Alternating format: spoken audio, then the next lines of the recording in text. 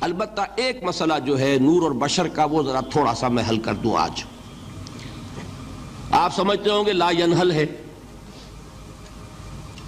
میں نے جس طرح کہا تھا کہ امام بخاری کا قول بھی 100% درست اور امام ابو حنیفہ کا بھی 100% درست ثابت کیا کہ نہیں.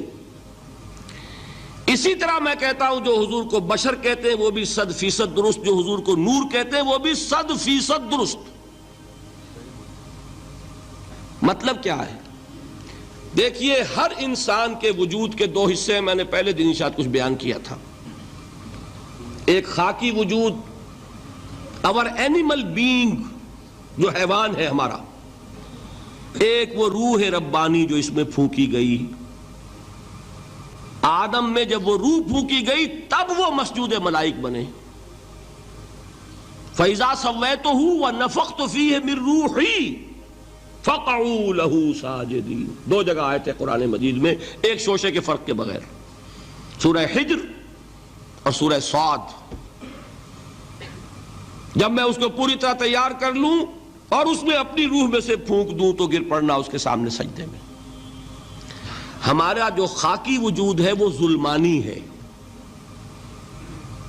اور جو ہمارا روحانی وجود ہے وہ نورانی ہے. اس کی نسبت کس سے ہے؟ اللہ سے. بات سمجھ میں آئی؟ لیکن ہم نے اپنے اس نورانی وجود کو اپنے خاکی ظلمانی وجود میں دفن کیا ہوا ہے. اور محمد الرسول اللہ صلی اللہ علیہ وسلم کا وہ نورانی وجود آپ کے اس خاکی وجود پر اس درجے غالب تھا کہ وہ خاکی وجود معدوم کے درجے میں ہے، لیکن وہ حضور صلی اللہ علیہ وسلم پر اثر انداز نہیں ہو سکتا. وہی خاکی وجود ہے جسے ہم نفس کہتے ہیں. نفس غلبہ کر سکتا ہے محمد پر صلی اللہ علیہ وسلم. حضور کی شخصیت کی نورانیت نے آپ کی شخصیت کے خاکی وجود کا احاطہ کیا ہوا ہے. ہماری شخصیت کی ظلمانیت نے ہماری اس نورانیت کو گل کیا ہوا ہے، دفن کیا ہوا ہے، چھپایا ہوا ہے. بس یہ فرق ہے. انہیں آپ کہہ لیں نور، صحیح ہے، ان کی نورانیت غالب ہے. یہی بات ہے جو حضور نے اس طرح سمجھائی. دیکھو ہر انسان کے ساتھ ایک شیطان ہوتا ہے.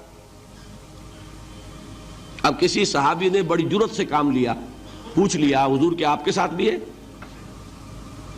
ہر انسان کے ساتھ جو کہا نا، تو انسان تو ہے آپ بھی، کیونکہ آپ کے ساتھ بھی ہے. آپ نے فرمایا ہے، لیکن میں نے اسے مسلمان کر رکھا. بات ختم ہو گئی. نفی نہیں ہے، وہ میرے تابع ہے، میرا مطیع ہے، مجھے گدن نہیں پہنچا سکتا. ہے تو صحیح، لیکن نہ ہونے کے درجے میں آ گیا کہ نہیں. یہ ہے فرق سارا. اور میں یہاں پہ کوٹ کرنا چاہتا ہوں ایک بہت بڑے بریلوی مکتب فکر کے عالم دین، صاحب زادہ، نام میرے ذہن سے ایک دم اتر گیا، فیض الحسن. اللہ تعالیٰ ان کی خطاؤں سے درگزر فرمائے، ان کی مغفرت فرمائے. آپ نے سنا ہوگا نا نام. انہوں نے ایک روز تقریر کی جو میں نے سنی، اور تقریر کہاں کی؟ ساہیوال میں. وہاں کا ایک بہت مشہور چوک ہے، مہاجرین، مسجد مہاجرین کہلاتی ہے، وہاں تقریر تھی ان کی، میں نے سنی. ان کے الفاظ یہ تھے کہ کیا آپ لوگ ہمیں جاہل سمجھتے ہیں؟ کیا ہمیں عربی نہیں آتی؟ کیا ہم نے قرآن نہیں پڑھا جس میں بار بار یہ لکھا ہوا ہے کہ حضور بشر ہیں؟ حضور بشر ہیں، لیکن اصل میں ہم حضور کی بشریت کو نمایاں کرنے کو سوء ادب سمجھتے ہیں. بات سمجھیے آپ نے، اس قدر پیاری بات ہے. انہوں نے کہا کہ آپ کے باپ کا نام کیا ہے؟ عبد الرحمن. آپ عبد الرحمن کہہ کے پکارتے ہیں انہیں؟ ابا جان. ابھی آپ نے وہ آیات سنی، حضرت ابراہیم نے اپنے مشرک باپ کو یا ابت، یا ابت، بڑا پیارا ترجمہ کیا. ابا جان، ابا جان، کیا نام لیں گے؟ آپ کے باپ کا نام ہے، نام نہیں لیتے آپ. کیوں؟ ادب کی وجہ سے. اسی وجہ سے ہم در حقیقت حضور کی بشریت کو نمایاں کرنے کو سوء ادب سمجھتے ہیں.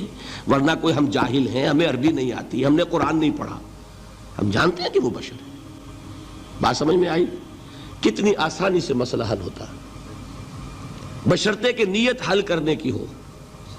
آخر آمنہ کے بیٹے ہیں، عبداللہ کے بیٹے ہیں، عبد المطلب کے پوتے ہیں، بچپن آپ پر گزرا ہے، لڑکپن آپ پر گزرا ہے، نوجوانی آپ پر آئی ہے، جوانی آپ پر آئی ہے، شادی آپ نے کی ہے، اولاد آپ کی ہے۔ کون بے وقوف احمق ہوگا کہ جو آپ کی بشریت کا انکار کرے گا؟ لیکن یہ کہ جس طریقے سے اس کو بیان کیا جاتا ہے وہ ایک مسئلہ بن گیا اختلافی، وہ رد و قضا اور کھینچ تان، اور اس میں بھی سمجھ لیجئے مثلکم پر جو ایمفیسس بعض حضرات دے دیتے ہیں اپنے توحیدی جو ان کے اندر ایک مزاج ہے، اللہ تعالیٰ ان کے مزاج کو اور پختہ کرے، لیکن اس میں بھی مبالغہ کیا جاتا ہے۔ ایک حدیث مجھ سے سنیے جس میں حضور نے مثل کا انکار کیا ہے۔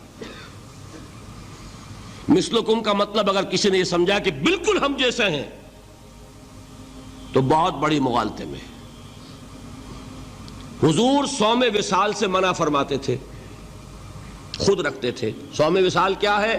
آج روزہ رکھا، شام کو افطار نہیں کیا، وہی روزہ رات بھر چل رہا ہے، اگلے دن بھی چل رہا ہے، شام تک کو جا کے پھر کھولا تو 2 دن کا صوم وصال ہو گیا۔ اگلے دن بھی نہیں کھولا، چلا تو 72 گھنٹے کا صوم وصال ہو گیا۔ یہ کیا ہے؟ صوم وصال۔ خود رکھتے تھے اور صحابہ کو روکا۔ صحابہ میں سے کسی نے ہمت کر لی، حضور آپ خود رکھتے ہمیں روکتے؟ فرماتے ہیں ایکم مثلی، تم میں سے کون مجھ جیسا ہے؟ ابھی تو عند ربی، میں تو اپنے رب کے پاس رات گزارتا ہوں، ہوا یطعمنی ویسقین، وہ مجھے کھلاتا ہے پلاتا ہے۔ بتائیے کون ہے جو اس کا دعویٰ کرے گا؟ حضور کے خصائص ہیں۔ حضور خود فرماتے ہیں تم صرف سامنے سے دیکھتے ہو، میں پیچھے سے بھی دیکھتا ہوں۔ کہاں ہوا وہ مثلیت؟ اگر آپ نے بالکل اپنے جیسا سمجھ لیا تو بڑے مغالطے میں ہیں آپ۔ نبی کا مقام ہے، نبی کا رتبہ ہے، نبی کے خصائص ہیں۔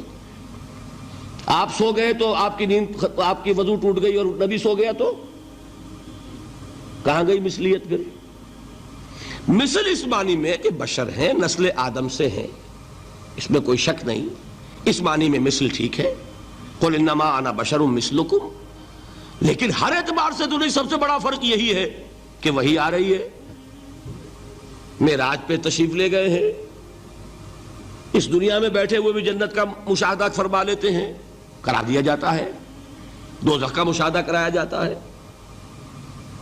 فرشتے کو دیکھ رہے ہیں۔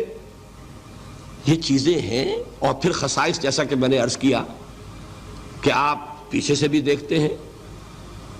آپ کا معاملہ یہ ہے کہ آپ اگر سو جائیں تو آپ کا وضو نہیں ختم ہوگا۔ یہ ساری چیزیں جو ہے ان سب کو بیلنس کیجئے تو معلوم ہوگا کہ آپ بشر بھی ہیں 100% درست، لیکن آپ کی وہ نورانیت، آپ سراج منیر، ہدایت کا روشن چراغ، آپ کی جو روح انور ہے وہ آپ کے اس جسدی وجود پر اس طریقے سے حاوی ہے کہ گویا کہ اس نے اس کی ظلمانیت کو ختم کر کے رکھ دیا ہے۔ اس معنی میں کوئی کہے نور مجسم تو مجھے کوئی اعتراض نہیں۔ یہ ہے ان چیزوں کو جمع کرنے کی شکل، خواہ مخواہ کی کھینچ تان کے سوا کچھ نہیں۔